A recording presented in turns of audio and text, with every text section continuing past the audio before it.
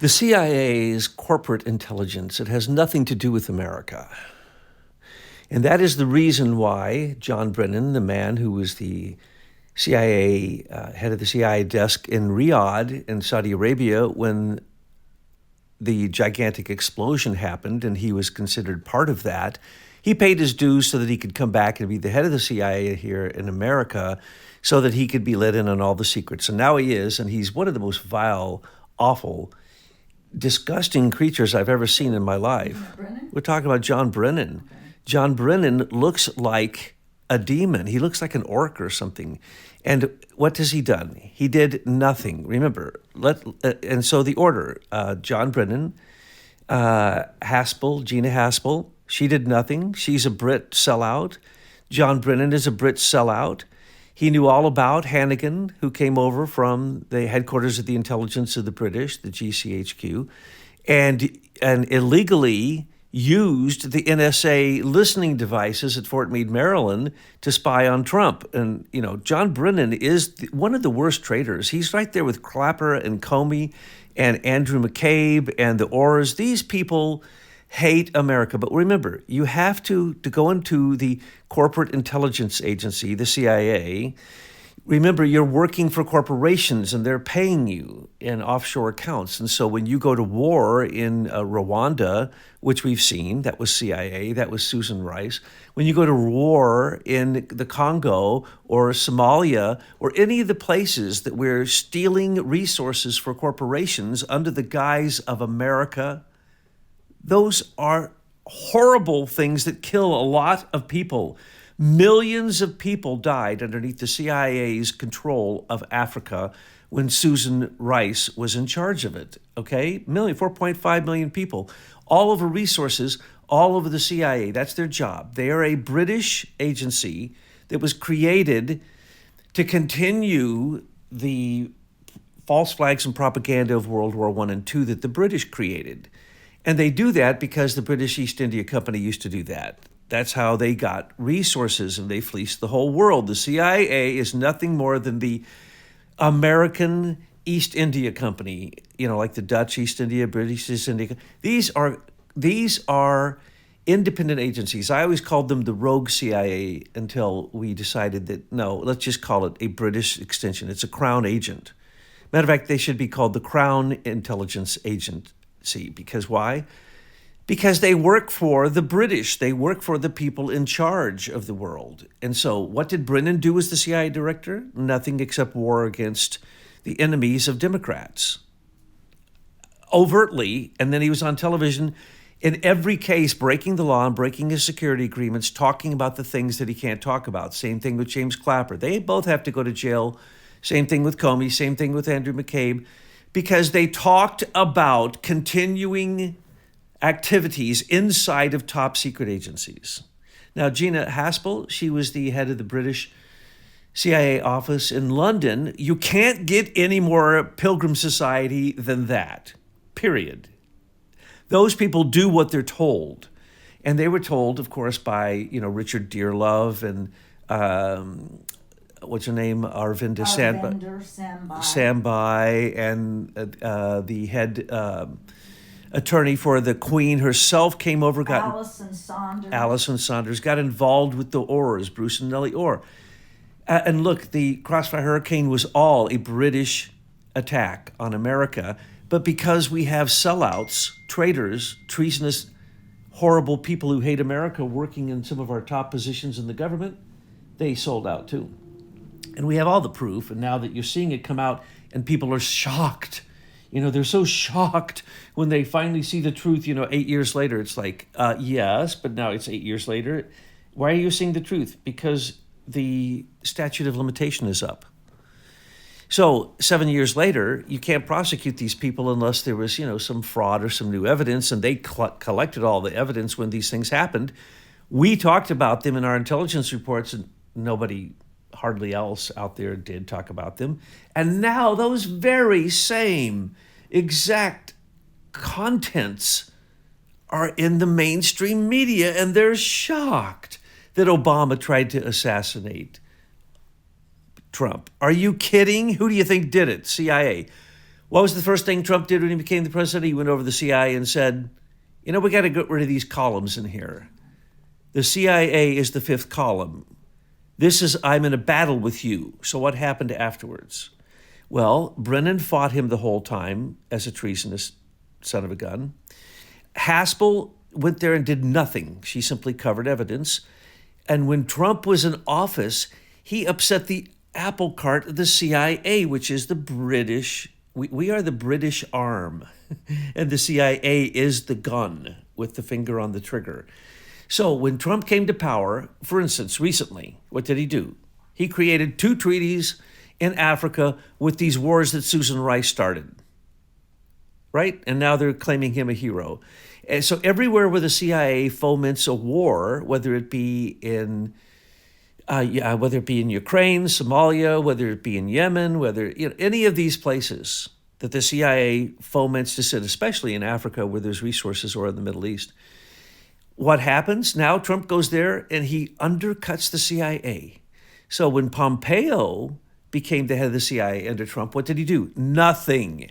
Why didn't they close it down? Trump was talking, just like John F. Kennedy did, about closing it down.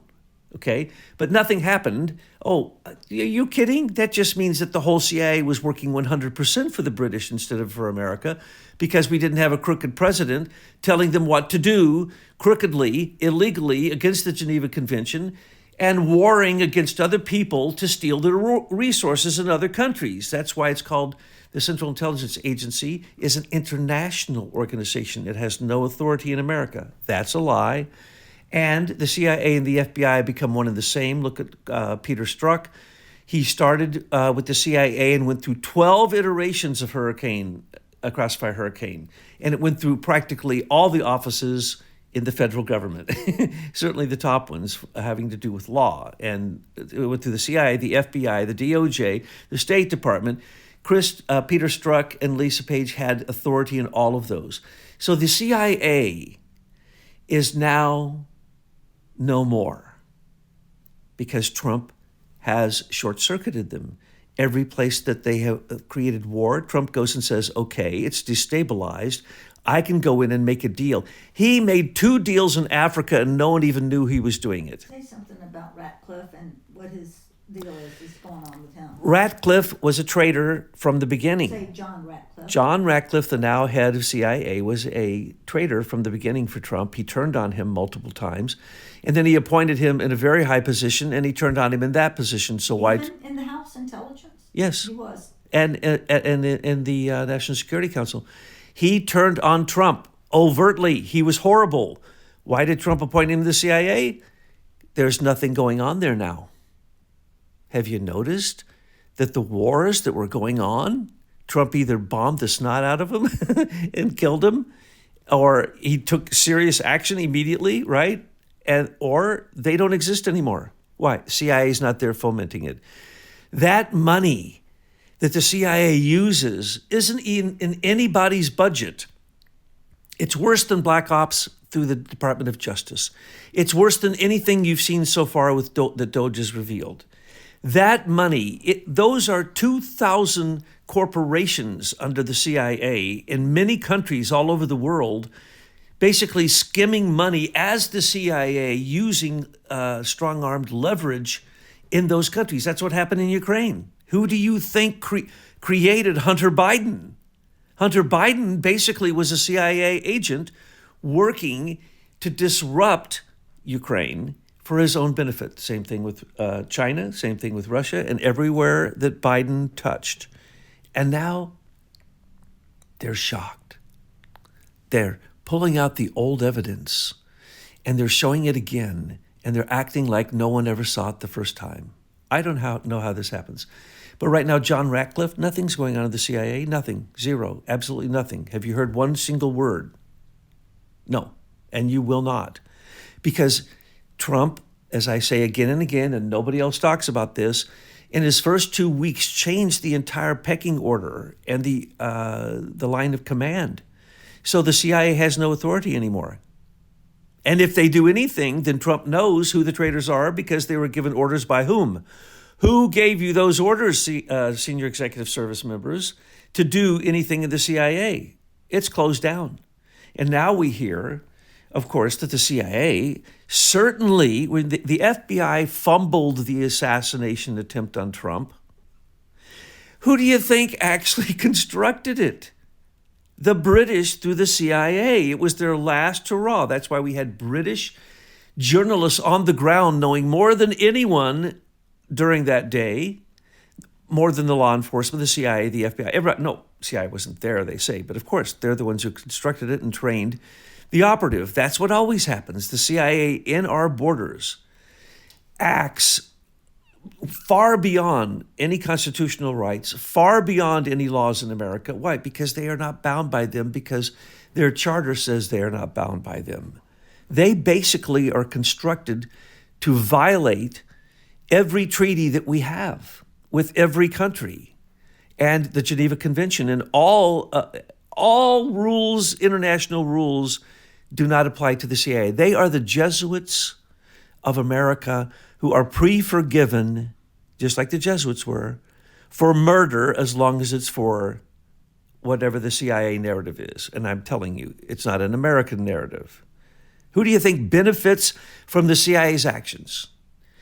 Transnational corporations who don't pay taxes.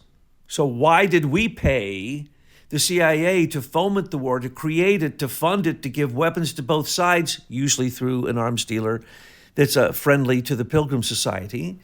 And why are we standing back and let this happen? So Trump basically just pulled the plug on them. They're gone. And I wish he'd pulled the plug on the UN, because that's the other biggest murderer on the face of the earth.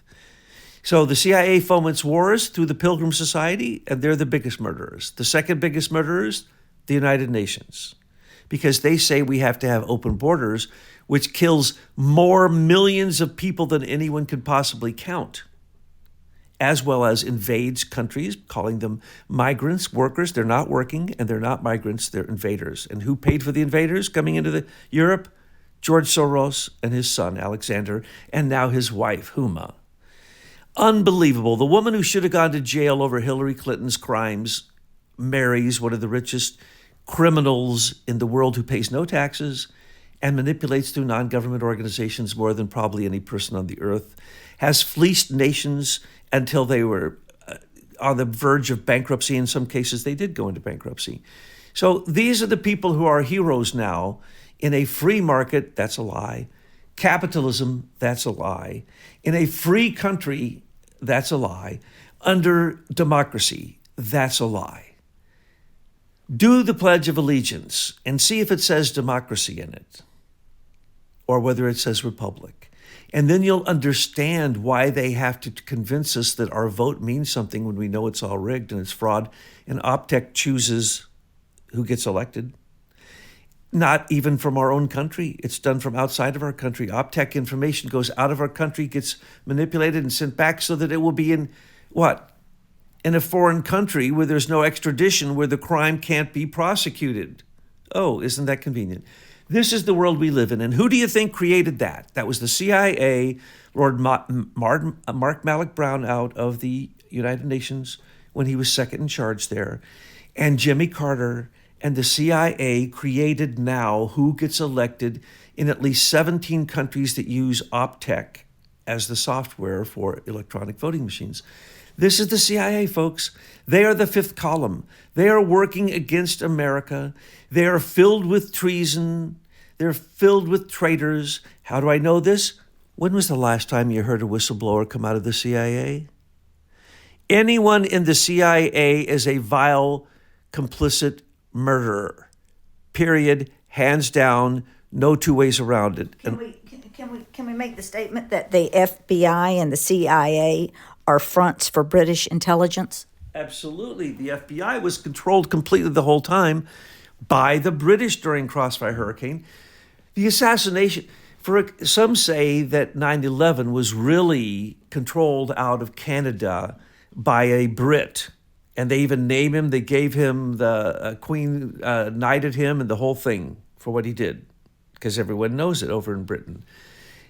So yes, the FBI is nothing more than a bunch of ignorant, very, very ignorant people working underneath some of the most vicious people like James Comey, James Comey committed 28 crimes of treason before the election. And now we have to add that they are saying there's 100% clear evidence that Obama ordered Trump's assassination when he was president-elect. That would have been Comey too. But I think that's the British Pilgrims trying to stop what's getting ready to hit them. So they're going to throw Obama under the bus, because there's no way that anybody that you just mentioned would have done this without the approval of the crown, of the monarchy, of the British monarchy. Now, I want to switch over, since you're on a roll here, and talk about Nellie and Bruce Ohr.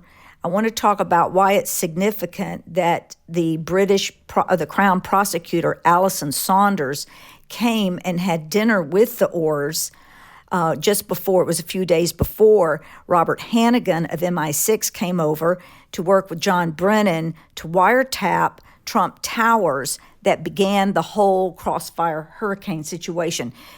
Just remind me now what's important about the Ohr story and the ham operation. Well, Christopher Steele was a friend of Bruce Ohr. Bruce Ohr is the paymaster for the SES, the Senior Executive Service. He should have been fired and then hung, but they didn't even decrease his pay. They moved him out of one office into another. He got no punishment. He was never called on the carpet. Nothing ever happened. Why? Because he's that powerful. He is basically the person who determines the pay of SES members, which run the 56 official federal agencies and hundreds below them, and the cabinet members. Right now, they have a habit in D.C. Almost every cabinet member and every appointee becomes an SES member so they can get higher pay than civil service pay. But anyway, Bruce and Nellie quit her job, her sensitive job, and became a ham license receiver and broadcaster, so she could listen to Russian news, so that she could create Russian news propaganda for Bruce to hand over to Christopher Steele, because he was 100% incompetent. Oh, and again, and this was to point to the Russians being the problem and the PP dossier. Yes, once Hillary's DNC server was compromised by the Russians, we now have the exact words spoken by Comey, by Hillary, by John Podesta, from the Durham Annex and other places, that say clearly that the reason she wasn't going to be elected is her association with the Russians. Because remember, she went over there as Secretary of State, built for them the facilities to create weapons. So Raytheon started building hypersonic missiles there because of Hillary Clinton. They started building small nuclear power plants. They built a reclamation power plant and an enrichment power plant, all on our money, all by Hillary Clinton. And then she wanted to be the president, and all the time says that, Russia's our enemy. I mean, look what she says now. She was so compromised with the Russians and their payments. But remember, she was 100% compromised with the Chinese, because she is a paid member of the Walton family board. So anything having to do with any tariffs, any business, any purchases from China, she got paid. Now, remember, she gave away $86 billion just from the State Department for pay-to-play for weapons. Then she used the DOJ. Anyway, Bruce Ohr and Nellie Ohr. Nellie worked for Fusion GPS, where Mark Elias was Hillary Clinton's bulldog lawyer who protected them from the breach in the DNC, which was no breach at all. She had no security on it. And then they used Alperovich to come in, and no one ever looked at her DNC server except, what's his first name? Alperovich's? Dmitry Alperovich. Dmitry Alperovich, who is a Russian spy, is the only one they let look at it, and he lied. And his father, Michael Alperovich, is from Canada. So he's already British to us, because we know those ties. And remember, his father was the head nuclear science in Russia, went to Britain, became a citizen, went to Canada, and then came to America. And we hired him to write the codes for the DOJ, for the Pentagon, and everywhere else. So Dmitry Alperovich had all the codes because his dad had them, and he's a liar anyway, and anything he's ever involved with is all complete and absolute nonsense, and it's been proven to be so. But anyway, So Christopher Steele was told by Dearlove that he had to come over and try and give this stupid dossier. And then Dearlove tried to basically bribe and through influence get two of the people who were on the outskirts of Trump's first election. And it was a complete British spy thing. And the whole thing about Trump Towers has a computer and what happened in Slate magazine where they said that it was the Alpha Bank in Russia. Oh, no, that was all British propaganda. And we know this because Hannigan, the head of British intelligence, came over and didn't even tell the head of the NSA that he was going to use the NSA to spy on Trump.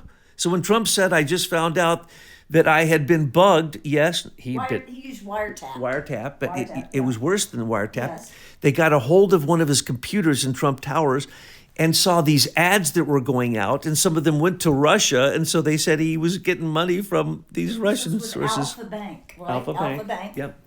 And then you had the Trump Tower set up with Russian spies who Hillary Clinton gave a special dispensation for to allow to come into our country to have this meeting with Trump family members. And Trump was there for a moment. What was her name? Vesselnitskaya. And she is an absolutely known and forbidden Russian spy. And she was allowed to come in and actually go to the Congress and make a statement. A spy was allowed under the auspices of the State Department to come into this country to set up Trump, but then say that she was here to speak to the Congress. Listen to what she said. It was all a lie. Remember that, keep in mind, Gina Haspel, was Michael Gaeta's handler. And Michael Gaeta handled the frame-up of George Papadopoulos, because George Papadopoulos is also a part of this story. He was one of the Australian prime minister. Yes, who actually made the first report based upon when he was drinking at a bar and somebody said something. Yes. Holy Lord, that was the British excuse. They used Australia because they're part of the United Kingdom to make a false report, and that guy later basically reneged and said, look, I could have been drunk. I don't know. You go, what? The whole Crossfire hurricane was based upon a guy who said he thought he heard something, but he might have been drunk from a person who didn't know anything. Yeah. And what was the other guy's name? There was Papadopoulos was. And Downer was the Australian guy. Yes, Downer was the Australian guy, but there was another one who never really got near Trump that the Russians said he was a useful idiot. And so they used him, it was unbelievable. And he was such an idiot. These people are such idiots. But remember, Jeff Sessions, all of a sudden when Trump started to run, all of a sudden he was supporting Trump and then he became an enemy. Oh, Pompeo said he hated Trump and then he became the head of the CIA. Oh, Ratcliffe said Trump was a jerk and couldn't be trusted and couldn't have his finger on the button. And then he becomes one of his top people in his administration and now is the head of the CIA. Okay, none of them have any power. It doesn't matter who he appoints. He's been appointing people who are on television because he knows that will get public appeal, he believes, because that's kind of a shallow but truly effective Madison Avenue control mechanism to say, oh, well, we'll take the most popular people and then, we'll get them on our side and then everybody will join us because, a lot of people aren't very intelligent. They just go with what the sports guy says. I don't want to hear what any movie star, sports guy, or musician have to say because they're busy with their jobs and they don't know anything. Matter of fact, I've never heard of one of them that had anything intelligent to say. So why do they make the news? Why does Rob Reiner, a failed Hollywood producer, actor, who cares about Barbara Streisand's opinion? What I want to see is Bruce Ohr fired, the SES seen as what it is, the shadow government. The entire thing closed down. Nellie Ohr to go to prison in a cell right across from Mark Elias because they were, hand in glove. And then when Allison Saunders came over and met with them, she didn't meet with anybody else. It was a secret meeting. Hello? That doesn't happen unless there is some horrifying thing going on. It would have to be a weapon of mass destruction. And yes, impeaching a president for doing nothing, or creating the Russian hoax, or creating the Ukrainian impeachment, or creating all of these lies. These are the British way of doing things. So personally, when I hear a British announcer, that's it, I can't listen. Or when I hear people who don't say that it came from the Brits, because practically every evil thing you can imagine comes from the Brits. And if it didn't come from them, they were the originators of it, and somebody's just copying them, like Hillary wants to be the queen. That's the reason she has so many awards given by the Queen, which is illegal because the Constitution says you can't be an aristocrat, you can't be given titles, and you certainly can't make any allegiance to another country. So if you're a dual citizen, you should go to prison or get out of the country. But wait a minute, we have Supreme Court justices that have been given titles of nobility from the British Empire. They should go to jail. There should not even be a trial. There should be a SWAT team go in, get their Order of the Garter that's hanging above their fireplace or in their den, and put them in jail. You don't need to even question them. It's on film. The world knows it. Pompeo, all these different people who go to England and get awards. They're taking a vow of fealty to a foreign nation, which I say, and Tyla says, and we agree with each other, that we never won the American Revolution. The British are still here, and we are in somewhat a special category, like a dominion or something that they control, but they just can't tell anybody. We have never won the American Revolution, and that's provable because the land that is being used by Disney World is owned by Brits, and therefore there is no peace treaty that covers the American Revolution. So we are not at peace with Britain. We have never been. And this all goes back to Cecil Rhodes and Alfred Milner and their 200-year plan to take over the world. And America was integral to those plans because British couldn't raise the kind of military industrial complex that we could in the United States with our tax base. So what it did is it slipped into the United States, faked us out. Even at the War of 1812 that we thought we won, the British said, okay, we cannot fight these people head on. We're going to have to do it the Jesuit way. We're going to have to infiltrate the government and then spread our tentacles out. And then you see this really happening in 1913, is it, where we have the Federal Reserve, the IRS. We really see the British putting their stamp on top of America. When you look at our judicial system in the United States, it is supposed to be the Supreme Court and any courts that the legislature puts in place, but they're lower courts. But it's gotten out of hand because what the British did is that they came in, infiltrated the federal court system, and then have been trying, especially we see this in the last 6 months with Trump in office, they have been trying to assert themselves as the actual court system of the United States, that they are above the Supreme Court, that they are above the executive office. This is a big, bold move for the British, but they were left with no choice because Trump has beat them at every level. So the federal courts came out, they showed their colors, and that's why we are being so aggressive against this British control. So America, we are coming up on our 250th birthday. This is the 249th. And we need to get out there and educate everyone we can about who is really controlling America, because their operation depends upon Americans being asleep and unaware of what's happening. That's why our school systems are so bad. Our school systems are actually indoctrination centers to brainwash you. The civics courses were long ago removed. You don't understand the contract that we, the people, have with the government, because if you did, you wouldn't allow this to happen. We don't need the Constitution to be rewritten. We just need to demand that the one we wrote is the one we follow. And if nothing else, every citizen in this country needs to spend this year in preparation of our 250th birthday of America, getting the British influence, every frickin' organization, crown agent out of our country. Amen. And why are there monarchs anyway? Who is stupid enough to believe the old idea that because your supposed bloodline makes you higher than everyone else and that you have a direct contact with God is insane? If you think the British monarchy deserves to be the Pope of their own church, the Anglican Church, the head of their church, you haven't looked at British history. And please remember that many of them are bastards.